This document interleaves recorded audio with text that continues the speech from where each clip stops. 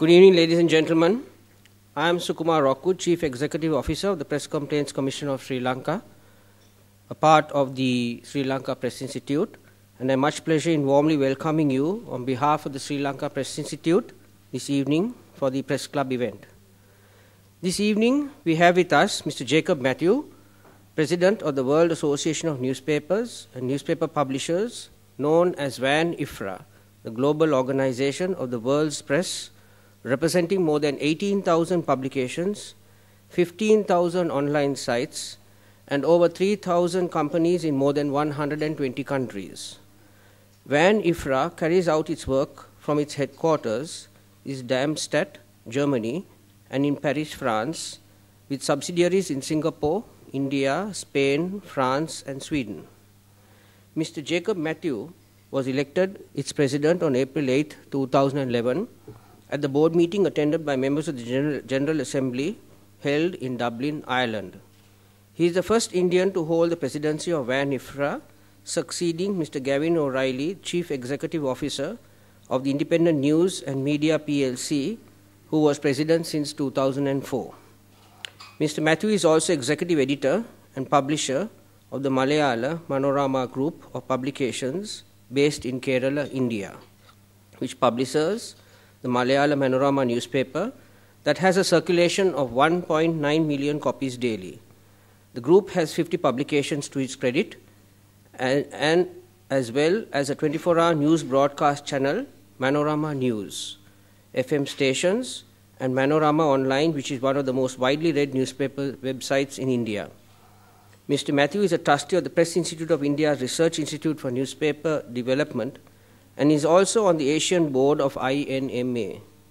He is a past president of the Indian Newspaper Society and is past chairman of the Advertising Standards Council of India. Mr. Jacob Mathew is no stranger to the media industry in Sri Lanka. He also attended the annual Journalism Awards for Excellence program as the chief guest, which was held 2 years ago.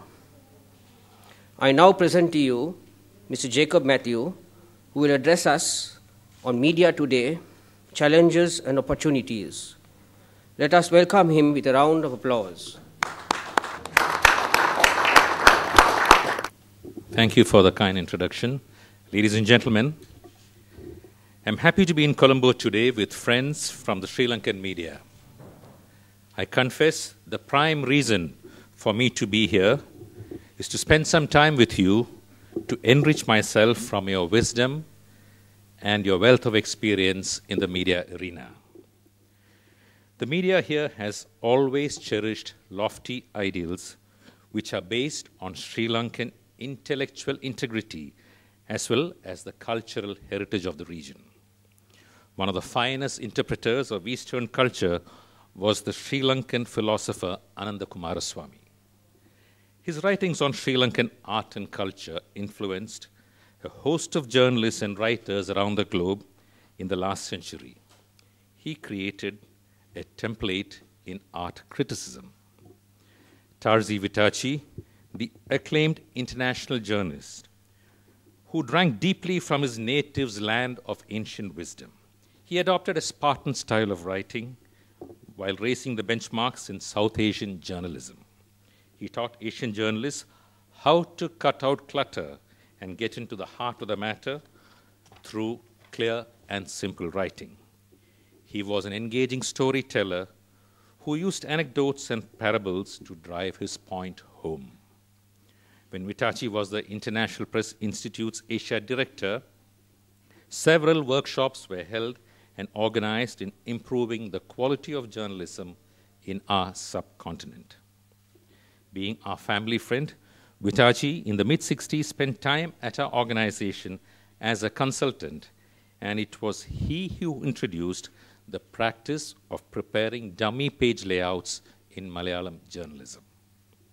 Friendship between the media in India and Sri Lanka goes back to the decades of struggle against colonial rule, and there were useful collaborations between newspapers of the two countries.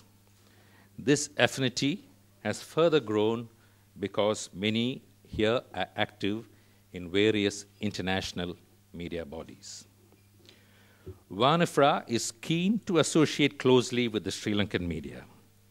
You run highly competent newspapers, magazines, television channels, radio stations, and internet portals in 3 different languages, and diversity of the land is reflected in the clear attention in the case of regional news.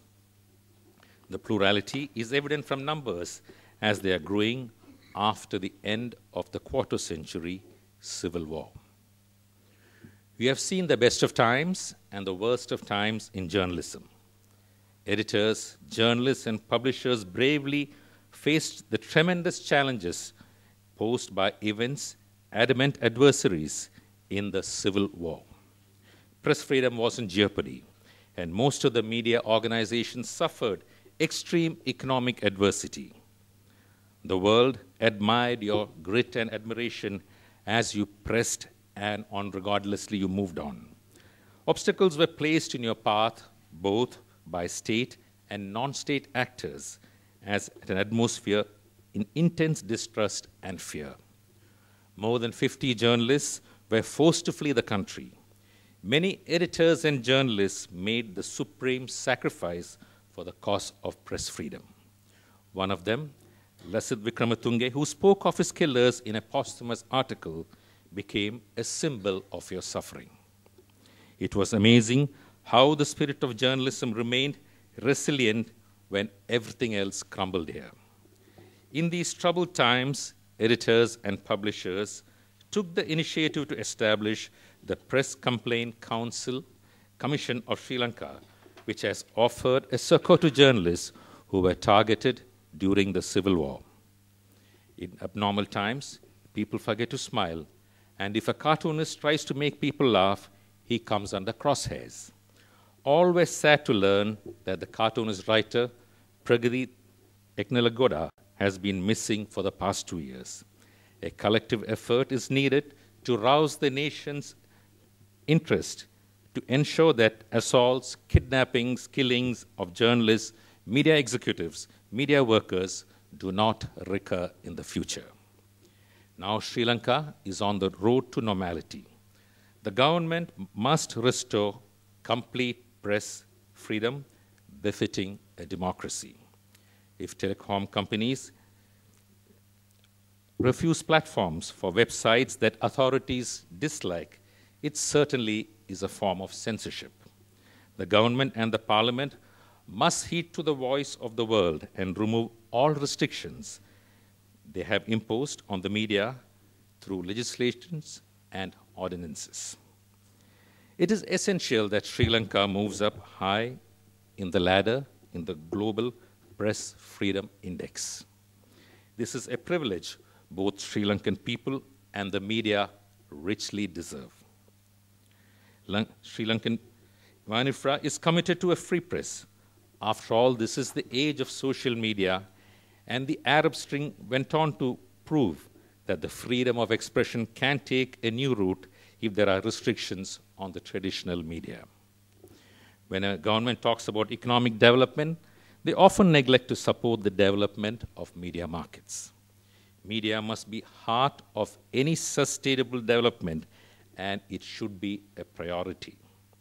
A democratic government must create favorable conditions and policies that allow private media and independent press to grow. Any form of control is a remnant of a past or gone era. Encouraging self-regulation helps media industry to become independent and responsible. This, I feel, would form the basis to imbibe sound media ethics. The media bodies and the authorities in power must work together to achieve the goal of self-regulation. This will certainly benefit the society and would enhance the credibility of any government. In the midst of a fast-changing world, the media industry is facing challenges from all parts or all fronts, thanks to the winds of change unleashed by technology. The tools and modes for news gathering, editing, printing, and distribution are changing at an astonishing pace. Readers today spend a lot of time on the internet looking for news and information. Excuse me.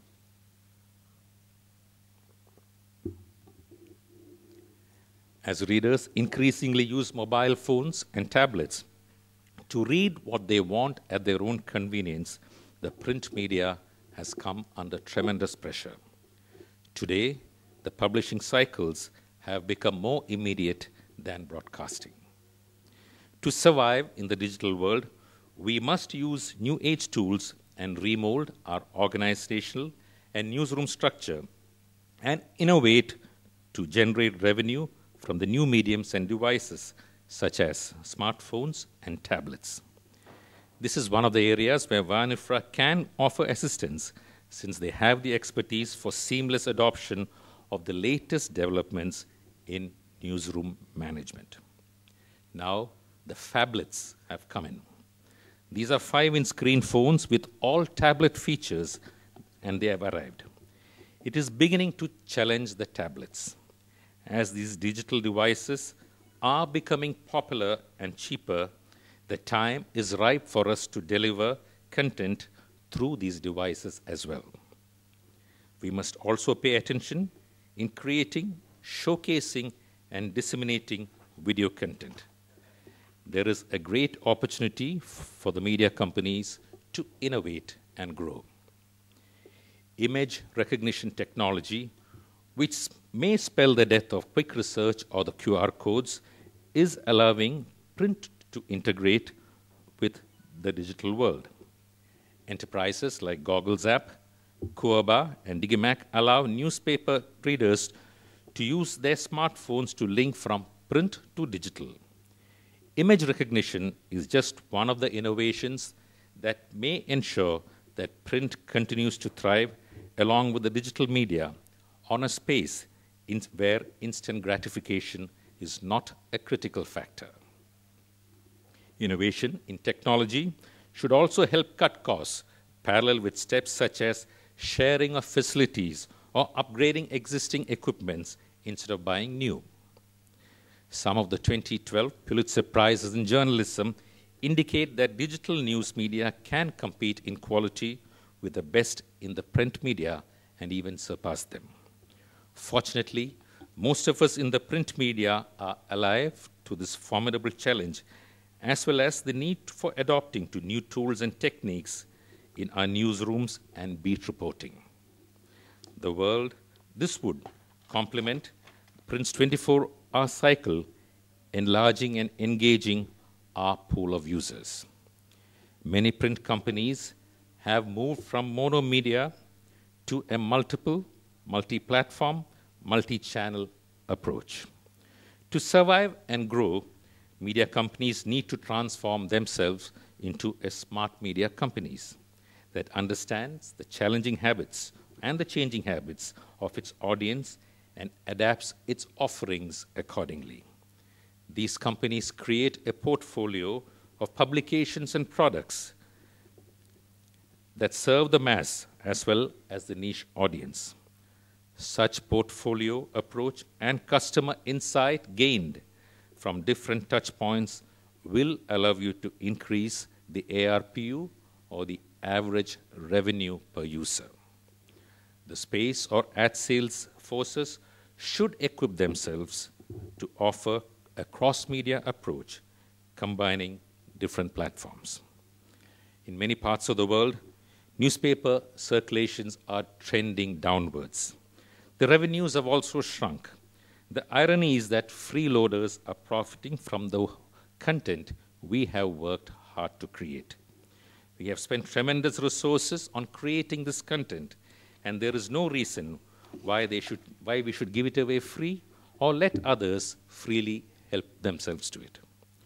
Whatever be the mode of distribution, content will continue to rule supreme. I believe that the fundamentals of newspaper journalism are strong, and it will be beneficial and important to all platforms. Parliamentary bills are being explored in Germany, France, and Italy that would enable the publishers to collect a fee from search engines and news aggregators when they display excerpts from the news articles alongside links to newspaper and magazine websites. Some news organizations in the United States have collaborated to create a forum for providing authorized access to original news content for giving its members authentic data about how the content is being used across the web. It is only a small beginning. We should devise similar strategies for protecting and charging for content, and also think of creating a combination of pay models for both print and digital, or print and digital. Our future lies in finding efficient ways to license the use of our content. Print publishers need to be proactive in protecting their intellectual property rights. Shelving of 2 anti-piracy bills in the US Congress in January 2012 shows the power of the online forces. We should never surrender our initiative to corporate groups and new entrants who give away devices to cream off our advertising and subscription revenue in the 3G and now in the 4G era. Sri Lanka's literacy rate is 90%, which is the highest in South Asia. You have a correspondingly a high reach of print publications compared to other countries of a similar economic status. Unlike the neighboring countries, the readership of Sri Lanka is driven by weekly publications. 7 out of the top 10 publications are weeklies, whereas in India, only daily newspapers figure in the top 10 list. Another significant difference in this market is that regular readership of publication amongst youngsters between 10 and 18 years old is more compared to all adults. This is an encouraging sign, and I'm sure you are doing everything right to build on this further. The readership among youngsters is coming down in developed countries, and it is a challenge faced by many, including India. All are attempting to address this issue on a priority basis. The use of internet is growing force in Sri Lanka, and many newspapers now have online editions. 15% of Sri Lanka's population are internet users, against 10% of India and 35% of the global population. There are around 50 news websites in Sri Lanka, and 80% of them are updated on an hourly or on a daily basis. The World Press Trends Survey by WAN-IFRA indicates that today globally 2.5 billion people read a newspaper regularly, and 2.2 billion use the internet or have mobile phones that can receive content. Newspaper circulations grew by 1.1% globally last year and 4.2% between 2007 and 2011. The growth in Asia has offset losses elsewhere. Asia now accounts for a third of global circulation. Circulations here grew by 16% in the last 5 years, while circulation in Western Europe and North America declined by 17%, but the rate of decline in Europe is slowing.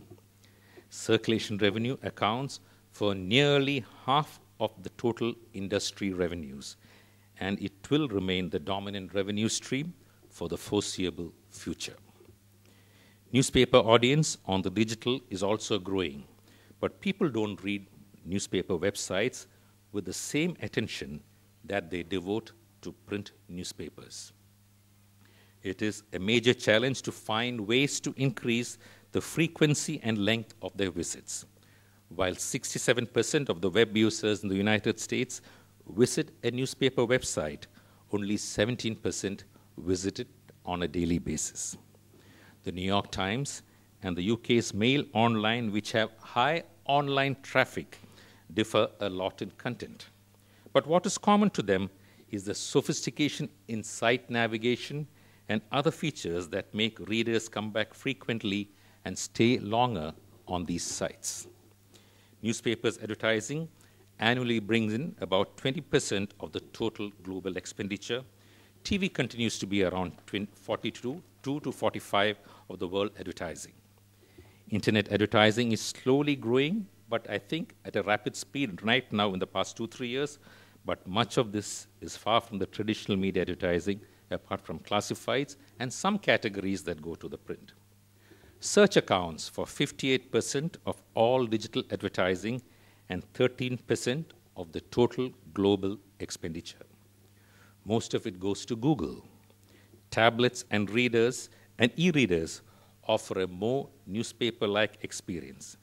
American publishers are finding that subscription conversion and retention levels for tablets and e-readers are higher than print products.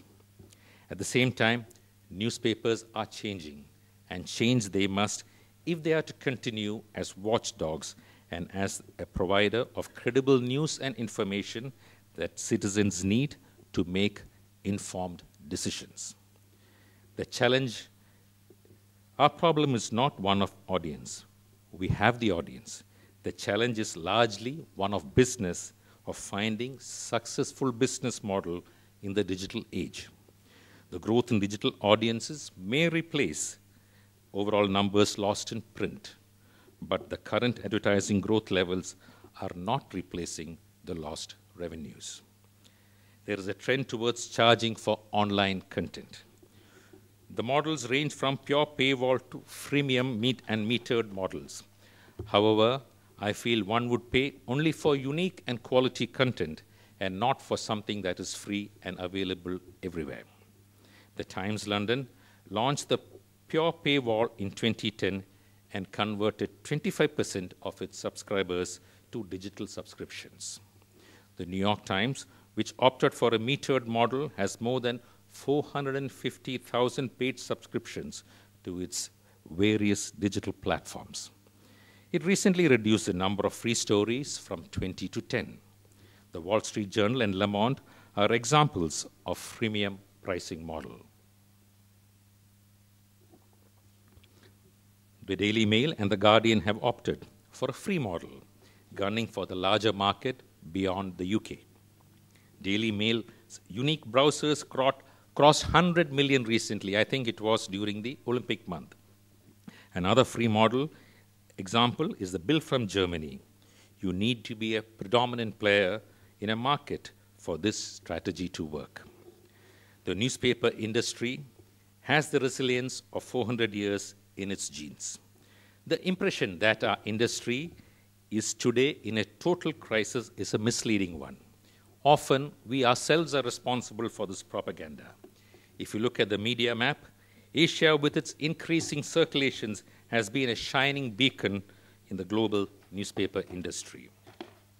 In countries such as India, newspapers have gone truly hyperlocal with multiple print sites and editions, which are sometimes contracted out.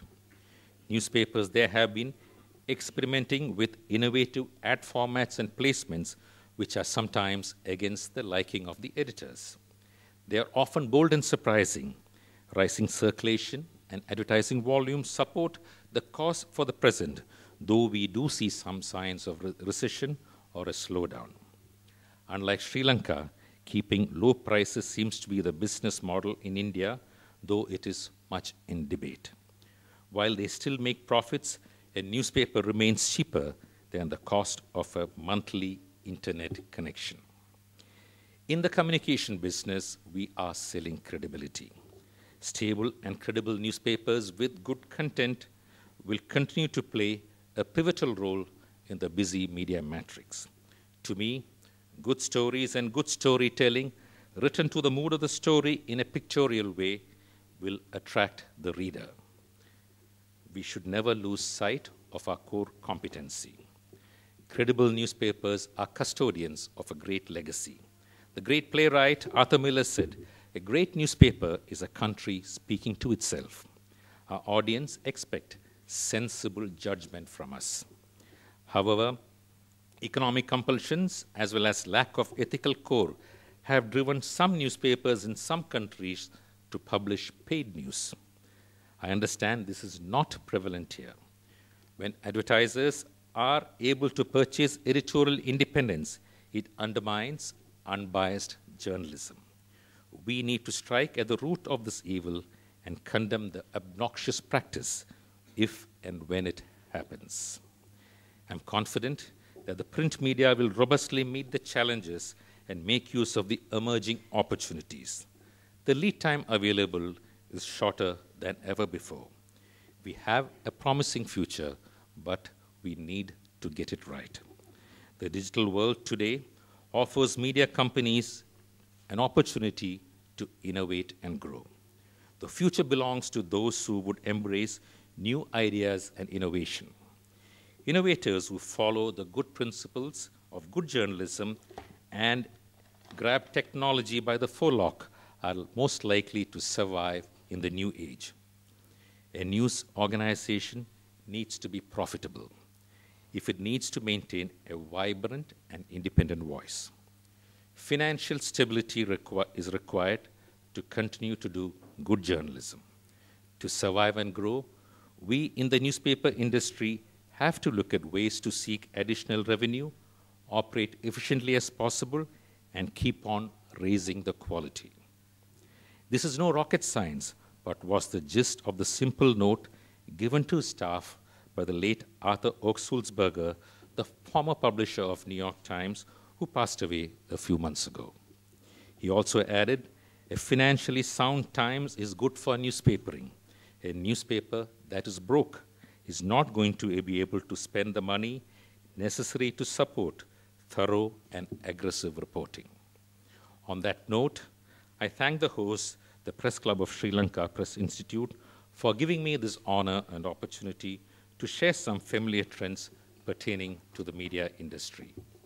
As I sign off, and on a lighter note, I wish to reflect to the observation on newspapers by the American comedian Jerry Seinfeld, who said, "It's amazing that the amount of news that happens every day always just exactly fit into the newspaper." Ladies and gentlemen, I'm grateful for your patient listening and wish you well. Thank you. I'm going to ask if they want any questions. I'll be happy, and I shall try my best to answer any questions or queries if you have, which is probably, you may be able to give a better answer than I can. Two questions, Mr. Mathew. The first one, you spoke about the trends in terms of newspaper publishing. Could you also elaborate a bit more on the trends with regards to magazines? Now, as you may be aware, Newsweek is ceasing its print publication and going to a fully digital version. How many more such publications do you think will take that route? What is the future of magazine publications? I think the basic problem is to keep the cost down. In fact, I happened to speak to Tina Brown, the chief editor in charge of Newsweek, whom I know fairly well, and she was saying that they found that the subscriptions were dropping and people were more comfortable being online. So they have invested a lot and they're going to invest more on going online on this business. So they feel Newsweek is general interest news magazine, but niche publications, I think, will have a market by itself in going to certain segments. I think that would be the pattern. One more question. What is the trend with regards to free newspapers maybe in India and maybe around the world as well? In some countries, it's clicked. Some countries, it is not. In fact, they are printing even only ad newspapers now, saying that there is no news in it. Now, in UK, it clicked a bit. In Europe, in Germany, it clicked a bit. But in other European countries, it is not clicked. It really depends on each area, how people get it. I don't know if given free, how much they accept. That's also a trend. I have a lot of questions, but I don't think there's the time to ask all. But I think one of the questions that I really would want to answer on, if you wouldn't mind, is you mentioned about the websites in Sri Lanka and how certain companies have not offered them the necessary cyber platform. Sorry?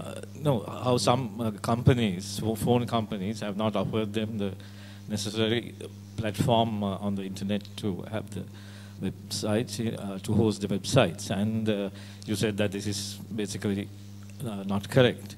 It happens in many countries, not mentioning Sri Lanka alone. I don't know if it's happened here. What I meant was, that will be a form of censorship if it is not given. Yeah, well, I think it has happened. I thought you were referring to Sri Lanka because it did happen as far as I know. My question is, I don't know about most of the other countries, but I would imagine that it's probably the same. But some of these websites in Sri Lanka are absolutely scurrilous. They have no regulation whatsoever.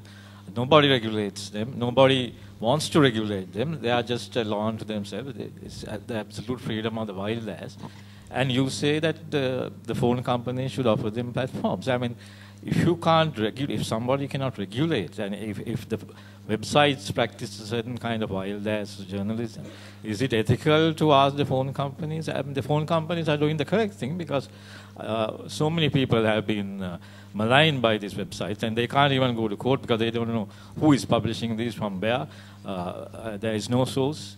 I have personally been maligned by some of these websites, and I think it's known by everyone that these people don't practice the kind of ethical journalism that you and I know of. So why do you say that the phone companies have done the wrong thing? You should look at the problem in perspective, I think. Well, I don't know if the phone companies were genuine or not in selecting them, I'm not sure.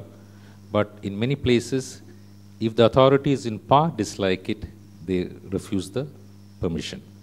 It has happened in many countries. It happened even in, it happens in Ukraine recently, where we were there for a media meet, and it happened there, and we had to address that.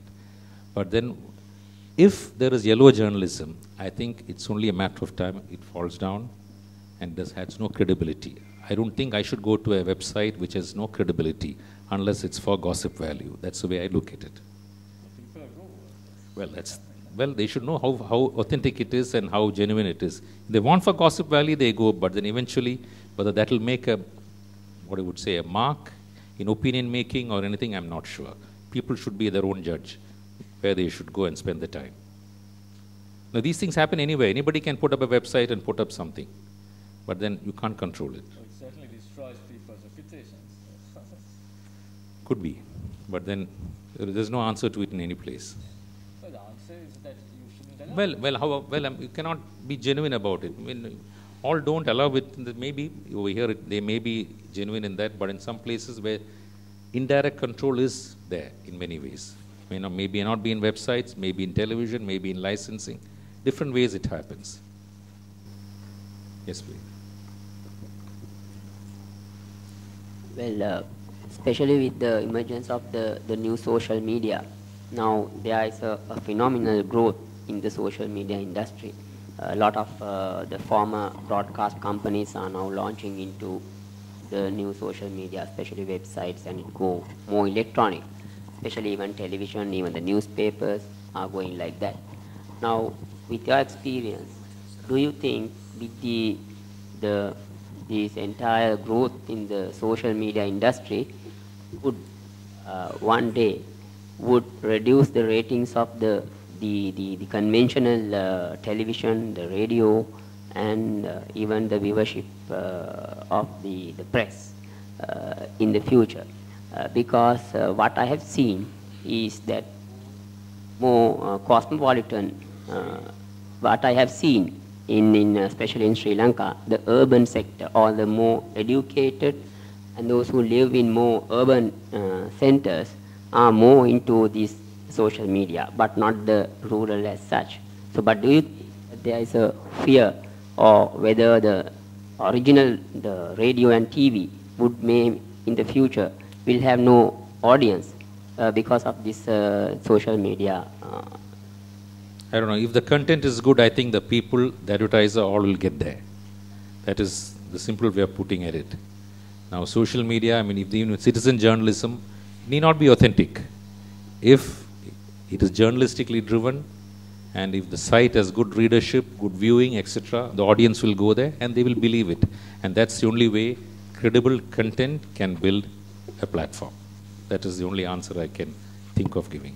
Can I ask another very short question? How long will the printed newspaper survive? Well, they have been saying for years the print will perish. It's never happened. Now I think it was, I don't know whether you've read the book called Vanishing Newspaper by Philip Meyer. It says 2042 or 43, that last newspaper in America will be printed. I'm not sure about that. But then what we should do is, newspapers should go into different platforms and do multi-skilling of journalists and keep the cost down. And one platform should support the other. I think print will always stay relevant and is meaningful for different platforms in credibility. So that is my answer to it. I really don't think that print will go out of fashion or anything like that. But then we have to, print companies need to go for paid apps and get into other media. That's the only way you attract people from one platform to the other. I think even in America, the digital site visit of newspapers have increased in the recent past because of certain credible stories.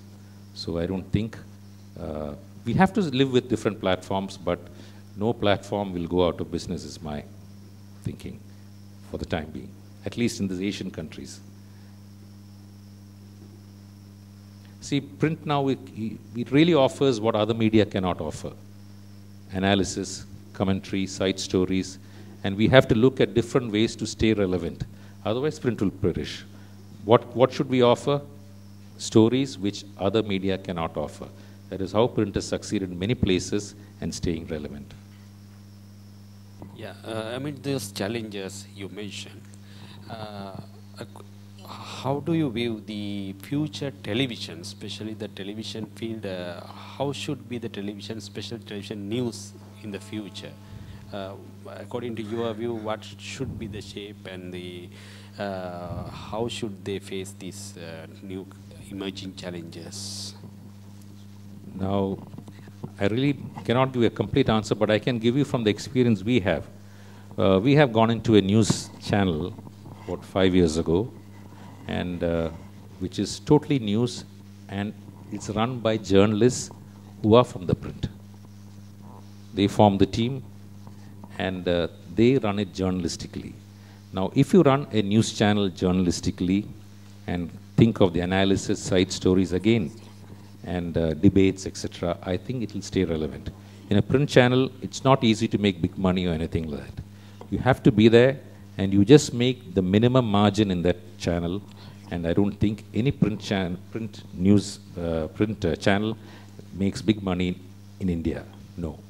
But then they can make certain amount of profit, but nothing big or anything. But if you run it journalistically, it will definitely add value to your news channel and also have value to your print or other publications. That's the way we found, that's our experience, purely from the past 4 or 5 years of running a news channel.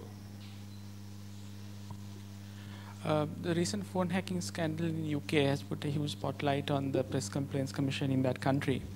In your view, what is the future in terms of regulation of the print? Should it be self-regulation only? Should it be state regulation only? Should it be a combination of the two? Where do you see regulation in terms of print? You're talking about the News of the World? Okay, And that can be other. an example. Now, News of the World, if you take an example, now who brought out that story? Newspapers. Now, I don't believe in any government control or thing. Now, how can we, now it will be very funny to say politicians who were caught in the act are trying to bring in the legislature. That's not acceptable. It is newspapers who brought out the event, and I would say crossing the ethical line is not accepted. You have to have self-regulation. There are many media bodies to do it, and that's the only way we can have it.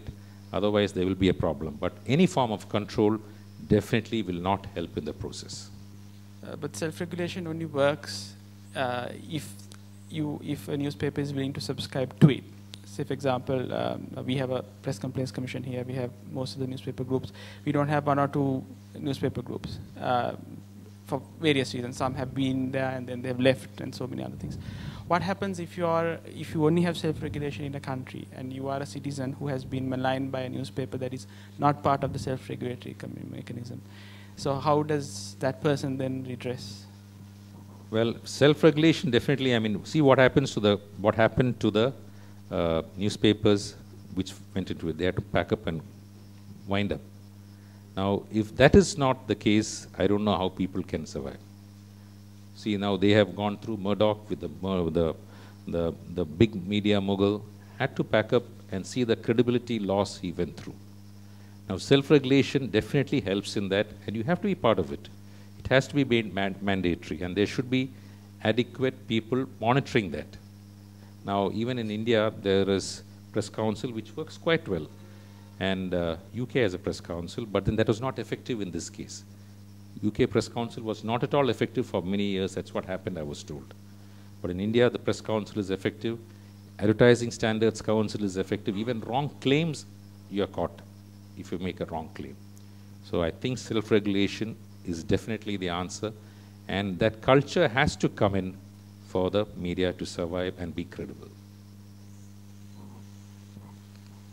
I'm certainly against any kind of a government control the media, even in the form of regulating anything. How can politicians come and control that?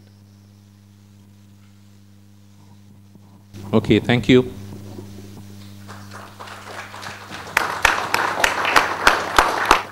Thank you all once again, and we'll keep you in touch.